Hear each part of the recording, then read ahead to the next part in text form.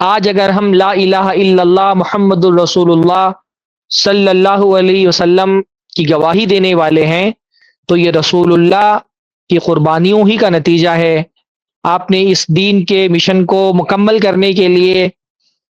ہر طرح کی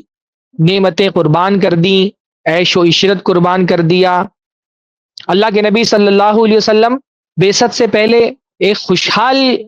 زندگی گزار رہے تھے۔ اللہ کے نبی صلی اللہ علیہ وسلم اپنی زندگی کی ابتدائی عمر میں تو غریب تھے، فقیر تھے، مالی اعتبار سے اللہ کے نبی صلی اللہ علیہ وسلم کمزور تھے، لیکن جوانی کی عمر میں اللہ کے نبی صلی اللہ علیہ وسلم نے تجارت کا پیشہ اختیار کیا، اور اللہ کے نبی صلی اللہ علیہ وسلم ایک کامیاب بزنس مین تھے، امین تھے، صادق تھے۔ اللہ تعالیٰ نے مال و دولت میں اللہ کے نبی کی خوب برکت دی تھی۔ ایسا نہیں کہ اللہ کے نبی صلی اللہ علیہ وسلم فقیر یا غریب تھے، اللہ کے نبی صلی اللہ علیہ وسلم کے پاس بھی اچھی خاصی مال و دولت تھی، اور اللہ کے نبی صلی اللہ علیہ وسلم ایک یعنی مڈل کلاس آپ کہہ سکتے ہیں۔ حضرت خدیجہ رضی اللہ تعالیٰ عنہ ایک ایسی خاتون کے شوہر تھے جو اپنے جان و مال اپنے شوہر پر نچھاور کرنے کو تیار تھی، اور حضرت خدیجہ خود اپنے آپ میں بھی مالی اعتبار سے ایک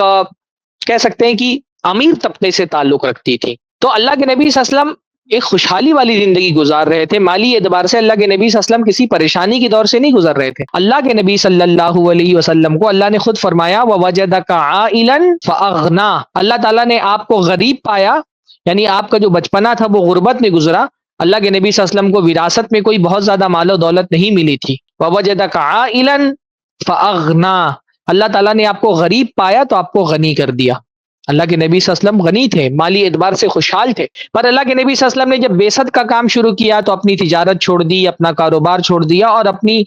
پوری زندگی اللہ تعالیٰ کے دیے ہوئے مشن کو مکمل کرنے میں، اللہ تعالیٰ کی اتاری ہوئی شریعت کو پھیلانے میں، اللہ رب العالمین کے کلمے کو بلند کرنے میں لگا دی۔ سب کچھ جو اللہ کے نبی کے پاس تھا اللہ کے نبی نے وہ صرف کر دیا، اور یہ کام اللہ کے نبی نے کیا، اور اللہ کے نبی صلی اللہ علیہ وسلم کی اخلاص کے ساتھ اتباع کرنے والے صحابہ نے بھی کیا۔ صحابہ کرام ہر چیز میں اللہ کے نبی کے متبع تھے، تو دین کے لیے قربانی دینے میں بھی وہ اللہ کے نبی کے متبع تھے۔ جیسے اللہ کے نبی صلی اللہ علیہ وسلم نے اپنا جو کچھ تھا وہ اللہ تعالیٰ کے دین کی نشر و اشاعت میں لگا دیا،